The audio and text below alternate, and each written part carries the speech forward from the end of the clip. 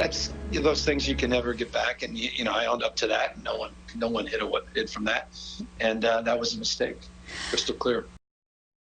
California Governor Gavin Newsom admitting some mistakes were made in the handling of the pandemic, but knocking the recall effort against him. Here now, one of the key organizers behind the recall effort, Randy Economy. Randy, good to see you this afternoon. Thanks for being with us. You've got more than 2 million. My pleasure. Good morning. Good. Hi. Nice to see you. You have more than 2 million signatures. You needed 1.5 million for a recall. So essentially, even if some of those signatures are thrown out because they're deemed invalid, you have enough padding there to trigger an election.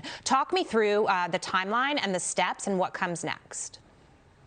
Well, tomorrow's the official deadline, so if you haven't gotten your petitions in now, it's probably a little too late.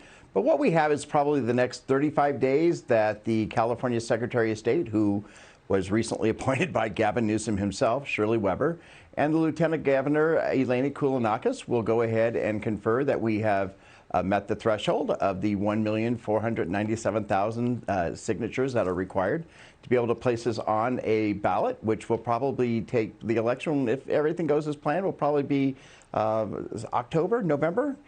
So we're excited. This is a historical day, not only here in California, but throughout America, because this is the largest single initiative created by people in our nation's history. And so democracy still works.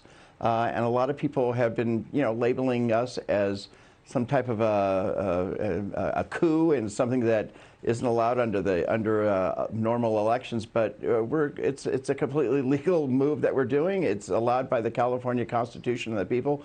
We've never been more excited, and we're just thrilled for everybody who has taken the time to help us during this past year. It's been a long year, but it's been an exciting time, and it's a historic time. It is a historic time. It's only the second time in California's history that an election like this could be potentially called. But what's really interesting is that you mentioned the timeline of the pandemic. A year has passed, and only now is Gavin Newsom saying some mistakes were made. It almost seems like he's not even taking this seriously, and that is even more infuriating.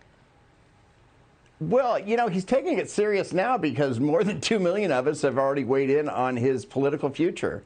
And again, I want to remind everybody, this is not a Republican effort. This is a movement by all people here in California. About 38% of the people who have signed this petition thus far are not Republicans, they're Democrats and declined to state and third party. As a matter of fact, being a Republican in California probably isn't that significant anymore because of the fact that we live in a one-party state. So it took a lot of Democrats, it took a lot of decline to state, it took a lot of people to get to this point, and we're thankful to everybody. And we're thankful for everybody who's taken the time, but we're also very saddened by the people who have lost their lives during this pandemic. And we're very frustrated in the way that Gavin Newsom has handled himself, not only professionally, politically, but personally. When he went to the French Laundry that night, the most exclusive restaurant in America, and he dined with 22 other lobbyists.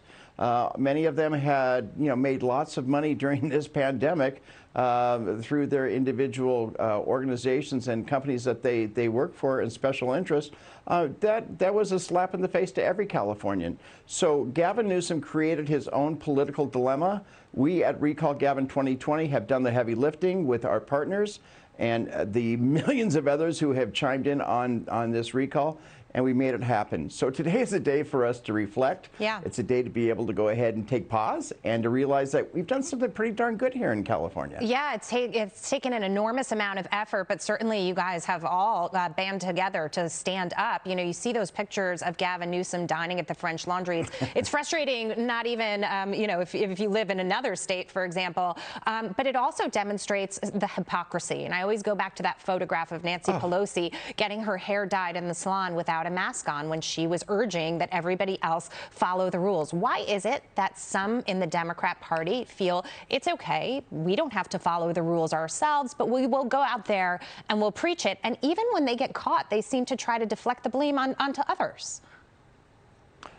Because that's the Democratic Party of the past. And in California, we've lived under a one-party rule for a generation now, and that is changing now. And politics from this day forward has changed forever here in California.